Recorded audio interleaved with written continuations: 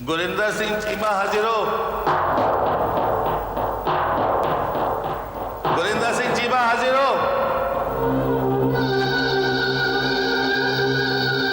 गुरिंदर सिंह चीमा हाजिर हो।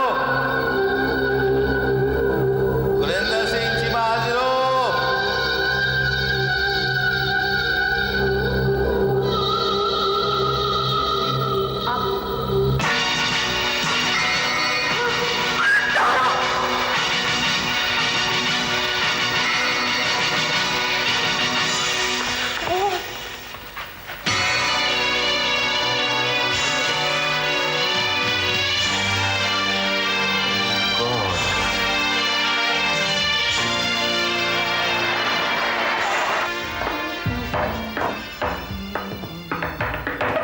सलाम।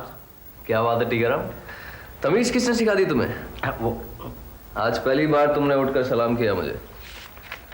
लगता है तुम्हें भी भनक हो गई है कि आज की मीटिंग काफी सफल रही है। हाँ साहब, आज के बाद अपने ऑफिस में फिर कभी कड़की नहीं होगी। पैसे के अलावा और भी कुछ सोचते तुम? जाओ एक कप गरम गरम चाय लेकर आओ। अभी लाया साहब।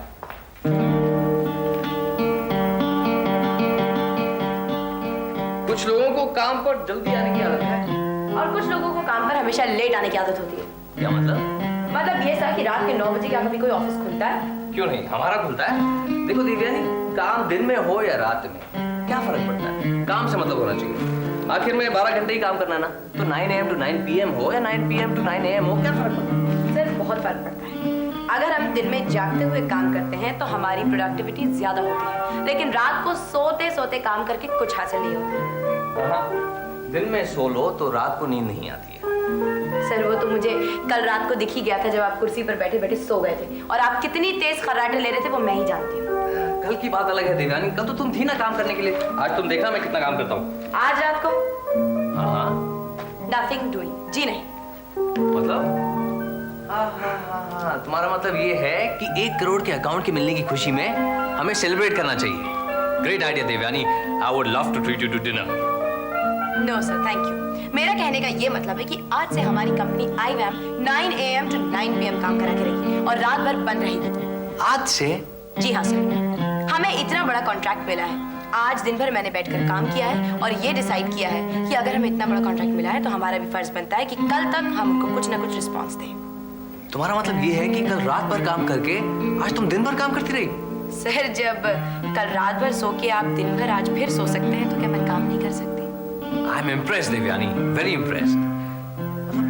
तुम ये कहना चाह रही हो कि आज से IVAM रात भर बंद रहेगी? No sir. एक तो ये तुम मुझे सर्वर बोलना बंद कर दो। मेरा नाम गौतम है। But sir at work I have to. At work और वेयरएवर, इस सर्वर से मुझे बहुत टेंशन होती है।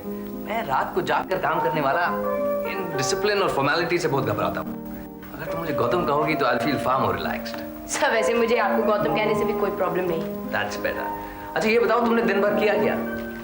सर मैंने सोचा कि अकाउंट्स का ब्रेकडाउन करूं ताकि मैं इसकी प्रेजेंटेशन बनाकर भी मिस्टर अरोरा से अपॉइंटमेंट लेकर उनको ये काम भी सौंप दूं। हो सकता है इसी वजह से हमें चेक्स मिलना शुरू हो जाएं। वैसे मैंने सर आपकी पोजीशन देखी, बैंक में सिर्फ 10,000 रुपए है और अगले महीने हमें इस जगह का रेंट देना है जो कि सिर्फ 12,000 रुपए। You are so right Devyani. वैसे सर ये 10,000 रुपए आपके पास कहाँ से आए? मैंने बुक्स में देखा उसमें तो कोई बिजनेस ही नहीं हुआ इतने दिनों से। डैड से बोरो किए थे। दैट मीन्स ये मारुति 1000 भी आपको डैड ने गिफ्ट दी होगी। गिफ्ट? मारुति 1000? मारुति 1000 भी डैड की है, वो तो कल ही मैंने उनसे बोरो की थी। मगर आज मैं अपनी एवर फेथफुल ऑटो रिक्शा में आया हूँ। डैड ने बिल्कुल इनकार कर दिया ले जाने से। क्यों सर? जब मैंने उनसे आज कहा कि हमारी एजेंसी को 1 करोड़ का अकाउंट मिला है तो उन्होंने मॉम से कहा है कि मेरा दिमाग खराब हो गया। इमेजिन, मॉम से कहा है कि ये गौतम रात भर बाहर रह के पता नहीं कितनी दारू पी लेता है कि इसके दिमाग में अजीबोगरीब ख्यालात आ जाते हैं। आज से ये मेरी गाड़ी बिल्कुल नहीं ले जाएगा। अगर इतना ही शौक है तो खुद कमाए, खरीदे और चलाए। तो सर इसका मतलब ये कि आपके माँ बाप ने यकीन नहीं किया कि आपको इतना बड़ा कॉन्ट्रैक्ट मिला है।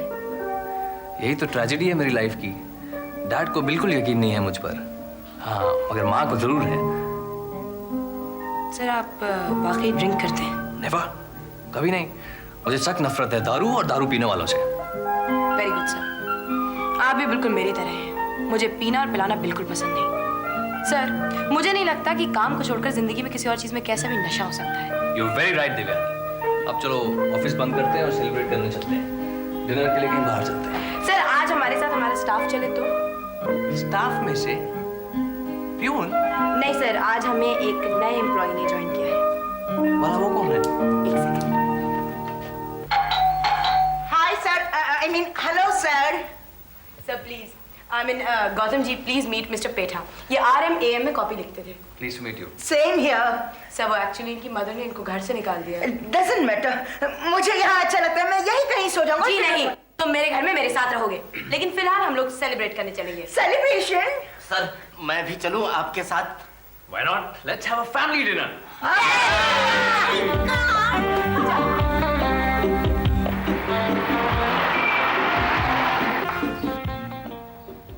बड़े पापा, अरे आरजू बेटा, आओ आओ। इतनी रात गए हैं? तारा कहाँ है? घर पर सो रही है। डॉक्टर्स ने उसे सेडेटिव्स दिए हैं, सुबह तक आराम करेगी। तुम्हें भी तो आराम करना चाहिए था ना। बड़े पापा, जब मन ही शांत नहीं हो तो आराम कैसे करेगा? दिमाग में ऐसी ऐसी बातें दौड़ रही हैं, समझ में नहीं आता मैं क्या करूं। अब क्या होगा बड़े पापा? कुछ ना कुछ होगा बेटा, कोई ना कोई रास्ता जरूर निकल के आएगा। हाँ, हमें अपनी निगाह चारों तरफ रखनी चाहिए। चीमा को ढूंढने तो हम नहीं गए थे ना, वो खुद ब खुद तारा के पास आया था। अगर वो नहीं आता तो हम कोई और रास्ता ढूंढते। क्यों ढूंढते कि नहीं? बड़े पापा, आप कंचन को जानते हैं? हाँ, वो तुम्हारी बहुत अच्छी दोस्त है। बड़े पापा, वो हम सब की बहुत करीबी दोस्त है। तुम कहना क्या चाह रही हो वो कहो। बड़े पापा, मैं इतना जानती हूँ कि कंचन ने वीरू को जेरी के पास भेजा था। जेरी का अपना एक ऑर्फनेज है।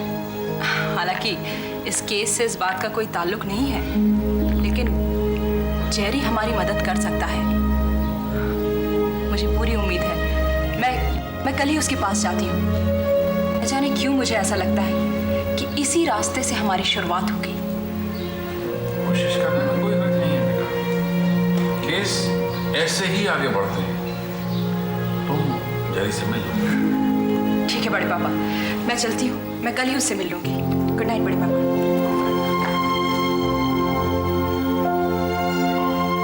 कितनी लकी है तारा, आरजू जैसी दोस्त जिसके पास हो।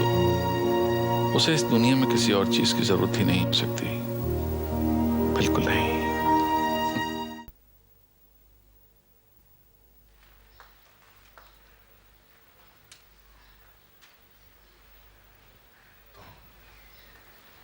हाँ जेरी, कुछ काम था? बैठो।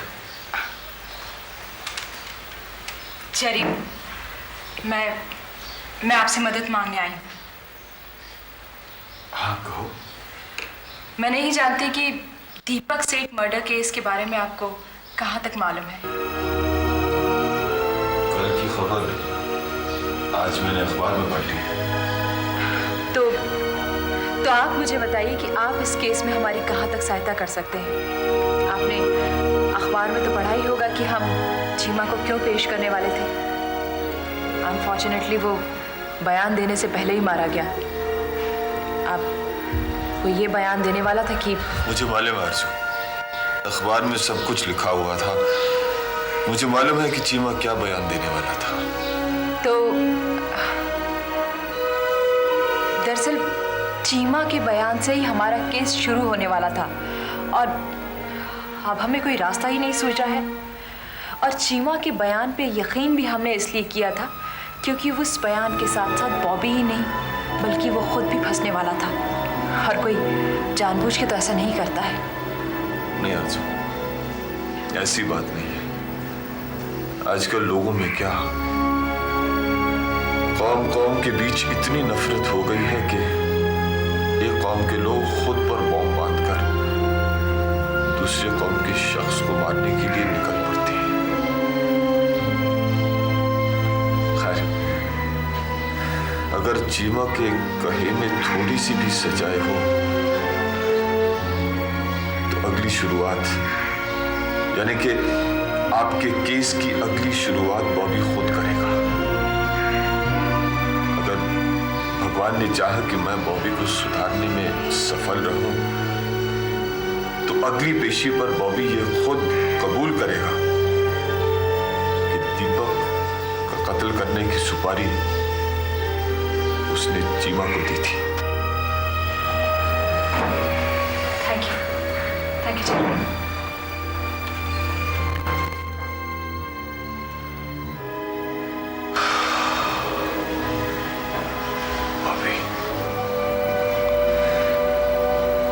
बॉबी प्लीज मुझे हार का सामना करने पर मजबूर मत करना। न जाने क्यों मुझे नहीं लगता कि तुम बयान देने को तैयार हो जाओगे।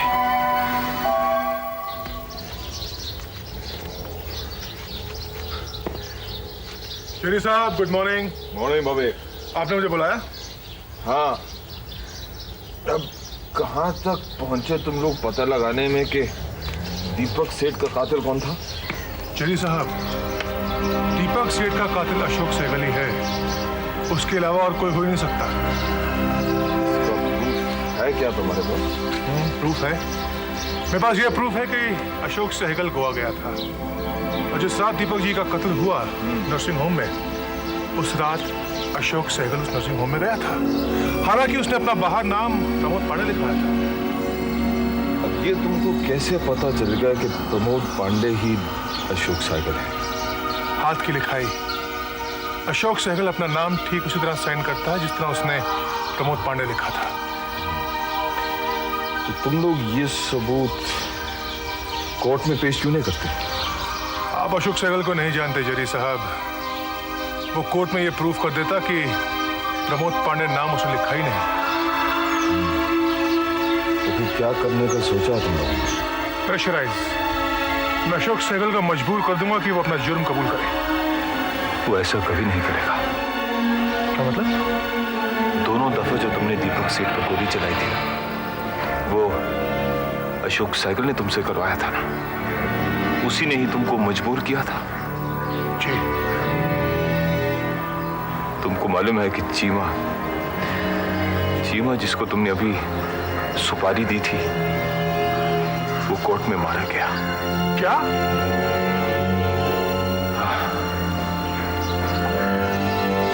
वो गया था अपनी साजिश कबूल करने के लिए और ये भी बताने के लिए कि दीपक सेठ की सुपारी तुमने ही उसको दी थी।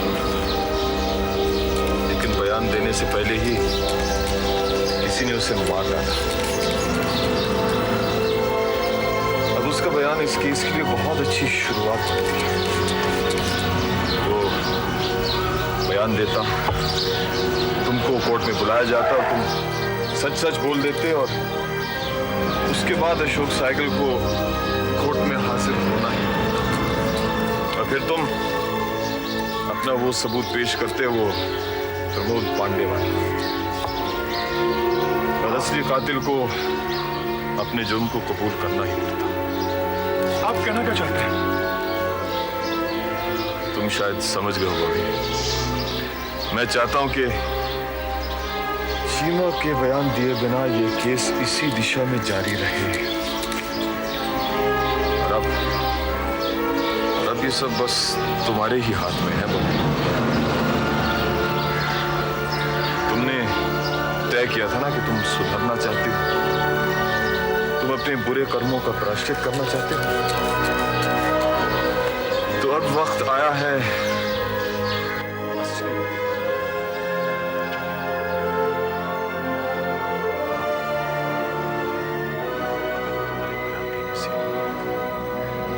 उस आदमी की आत्मा को शांति मिल सकती है जिसे तुमने 2 बार मारने की कोशिश की थी। तो भले ही तुम्हें खुद सजा भुगतनी हो, मेरे ख्याल से तुमने वो बयान दे देना चाहिए। तुम्हें कोर्ट में ये बताना चाहिए कि दीपक सेठ को मारने के लिए अशोक सहगल ने तुम्हें मजबूर किया था। एक न एक दिन तुम्हें सजा तो मिलनी है ही, आज नहीं तो कल। वो सजा चाहे इंसान की दी हुई हो या भगवान की।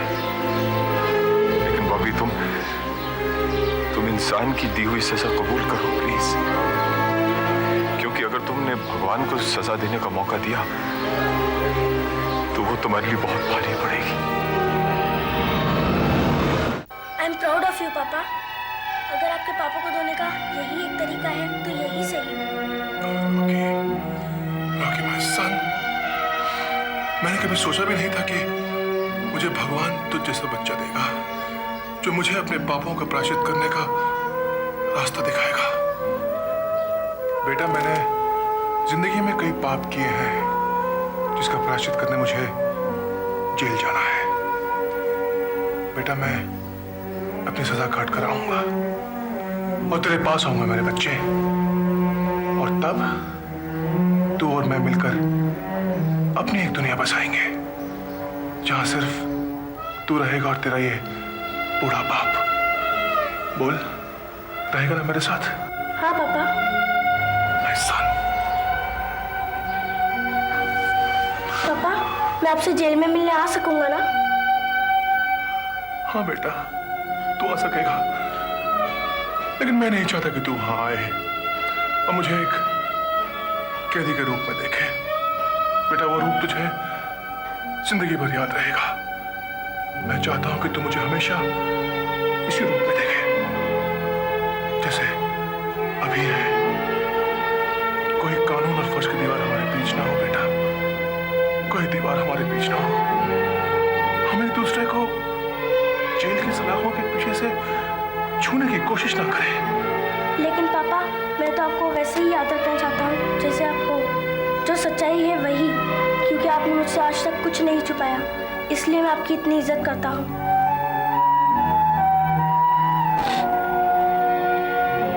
जब मेरा बेटा मुझसे इतना प्यार और मुझे इतनी इज्जत देता है तो मैं अपने आप से शर्मिंदा क्यों ना हूं? मैं नहीं रहूंगा, नहीं रहूंगा। शीना, शीना मत रो, मत रो, बस कर, प्लीज मत रो। तारा, तारा मेरा शांतम मर रहा है, मेरा बच्चा मर रहा है। तारा, शीना, देख शीना, भगवान उसे अपने पास बुलाना चाहता है। भगवान अच्छे को इस गंदी दुनिया में नहीं रहने देता, वरना तेरे साथ ऐसी नाइंसाफी क्यों करता? तूने तो कभी किसी का बुरा नहीं किया, कुछ गलत नहीं किया है ना? मैंने अपने बच्चों का ख्याल नहीं रखा तारा, शायद इसलिए भगवान शांतम को मुझसे छीन रहा है, मुझे सबक सिखाने के लिए। पागलों जैसी बातें मत कर शीना। तूने जो कुछ अपने बच्चों के लिए किया, शायद ही किसी माँ ने किया हो। मुझे देख मुझे, बता मैंने अपने बेटे के लिए क्या किया।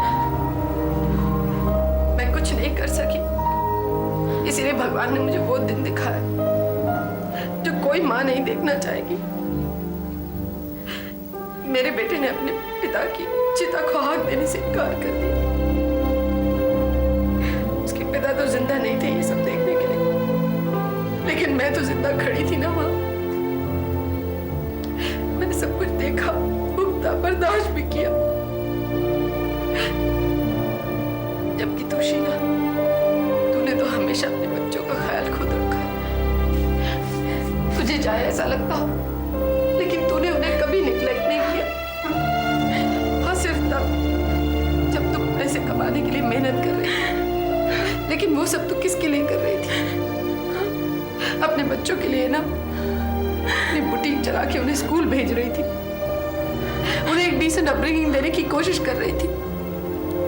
शीना, मुझे पता है तू खुद कैसी फूलों जैसी थी, तू कैसी जिंदगी जी सकती थी और कैसी जिंदगी जी। ये सब किसके लिए? श्रेया और शांतम के लिए ना। तो भगवान मेरे साथ ऐसा क्यों कर रहा है? मेरे शांतम को मुझसे क्यों छीन रहा है? क्योंकि शायद शांतम को छीनकर भगवान उसकी तकलीफ दूर करना चाहता है। शायद मौत में उसे इस तकलीफ से छुटकारा मिल जाए। शीना, शीना, तू ये क्यों नहीं मान लेती कि भगवान ये सब तेरी मदद के लिए कर रहा है, शांतम की मदद के लिए कर रहा है? तारा, तारा, बस शीना, बस बस बस कर।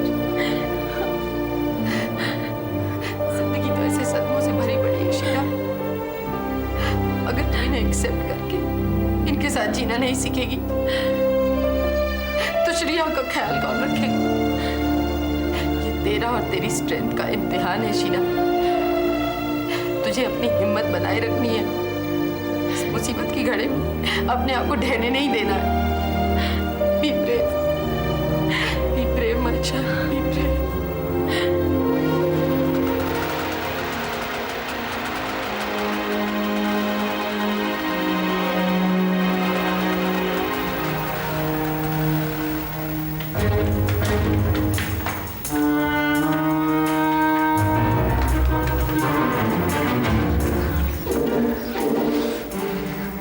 Devyani, Oh, hi Gautam, how are you?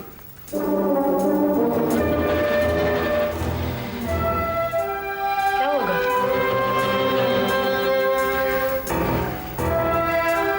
आखिर बात क्या है, मुझे बताओ तो सही। हाँ, बताओ तो सही। देवयानी,